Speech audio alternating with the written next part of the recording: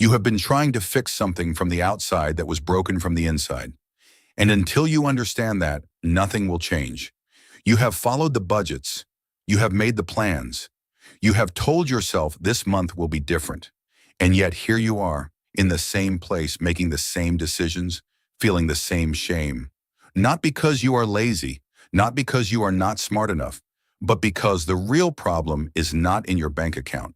It is in your past. And it has been running your life without your permission. Here is something that will stop you in your tracks. Research following over 12,000 people from adolescence through late career found that people who experience significant childhood adversity accumulate between 25 and 45% less wealth by their 50s and 60s. That is a loss of up to $450,000 for every $1 million a person might have built. That is not a budgeting problem. That is a wound problem. And today we are going to talk about it. Think about the home you grew up in. Think about what money looked like there. Think about the tone of voice your parents used when bills came in. Think about whether money was something that brought safety or something that brought tension, fear, or silence. You may not have thought about those moments in years, but your body never forgot them. Your nervous system recorded every single one. And right now, today, it is using those old recordings to make your financial decisions for you. That is not a metaphor.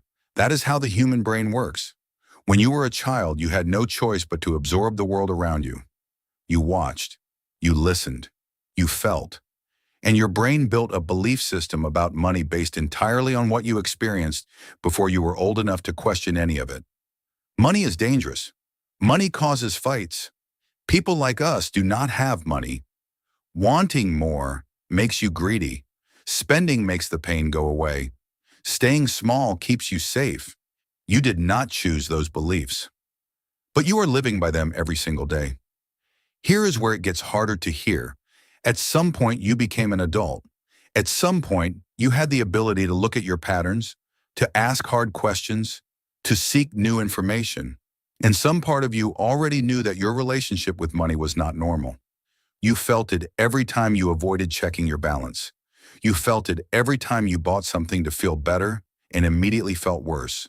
You felt it every time you got close to something bigger and pulled yourself back without knowing why. You knew something was off, and you kept moving past it. That is not a judgment. That is just the truth. And the truth is the only place anything real ever starts. So let us talk about what is actually happening inside you. Because once you see it clearly, you cannot unsee it. There are 3 patterns, and most people will recognize themselves in at least one of them. The first is the avoider. You do not open the bank statements. You ignore bills until the last possible second. You feel a kind of heaviness or dread every time money comes up, so you delay, you ignore, you wait. And the longer you wait, the worse the shame gets. And the worse the shame gets, the harder it becomes to look. You are not avoiding the bill. You are avoiding the feeling that looking at the bill brings up. A feeling that was placed in you a long time ago. This is not laziness. This is a freeze response. Your nervous system shutting itself down to protect you from something that hurt before. The second is the emotional spender. You have a hard day. You feel overwhelmed, unappreciated, anxious, or empty, and you buy something. Not because you need it, because for one brief moment, it makes the noise inside your head go quiet. It gives you a hit of control when everything else feels out of control. And then the guilt arrives. And then you spend again to quiet the guilt. You are not spending money. You are trying to spend your way out of a feeling you were never taught how to process. The third is the self-sabotager. This one is the most invisible and the most dangerous. You are capable. You are not unintelligent. But every time you get close to a real breakthrough, something pulls you back. You undercharge. You hesitate. You find a reason it will not work. You stay at the income level, the life level, the version of yourself that feels familiar. Not because it is good, but because your nervous system was trained to equate familiarity with safety, and it will protect you from growth just as fiercely as it would protect you from danger. Because to the nervous system, they feel exactly the same. Now here is the moment where most people stop watching. Because what comes next requires something most people are not willing to give. It requires honesty, real, uncomfortable, no excuses honesty about who you have been and what you have been avoiding.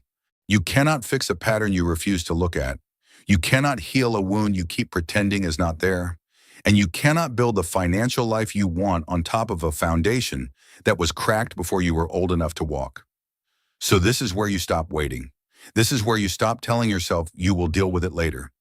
This is where you decide that the version of you who keeps avoiding, keeps spending to cope, keeps pulling back every time something real is possible, is not the version of you that you are willing to keep being. Start here. Ask yourself one question and actually answer it.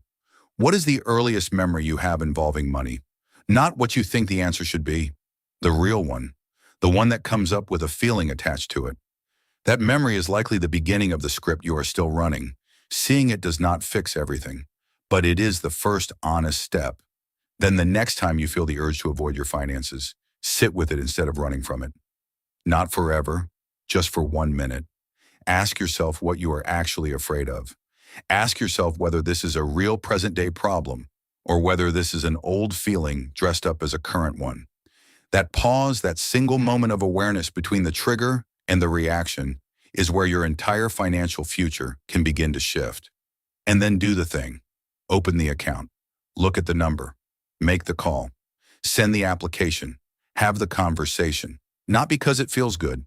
It will not feel good, but because the version of you that you are trying to become does not wait to feel ready. They move while they are afraid. They act while it is uncomfortable. They choose the future over the feeling every single time until the new behavior becomes the identity and the old script loses its power. This is not about becoming perfect. It is not about having no fear and no wounds. It is about refusing to let those wounds make your decisions for you anymore. It is about looking at the patterns you inherited and deciding which ones you keep and which ones end with you. It is about understanding that healing and building are not two separate journeys. They are the same one. You were shaped by things you did not choose, but you are not finished being shaped. Every decision you make from this moment forward is a vote for who you are becoming. Every time you choose awareness over avoidance, discipline over comfort, honesty over denial, you are rewriting the script, line by line, day by day, decision by decision. You were never bad with money. You were a child absorbing a world you did not choose, doing the best you could with what you had. But you are not that child anymore. And your bank account does not have to keep living like you are. The childhood that shaped you does not get to write the rest of your story, unless you let it. So the question is simple. What are you going to do with today? If this hit home, save this video. You will want to come back to it and drop a comment below with the one word that describes how this made you feel. I read every single one. And if you know someone who needs to hear this today, share it with them. It might be the most important thing you send them this year.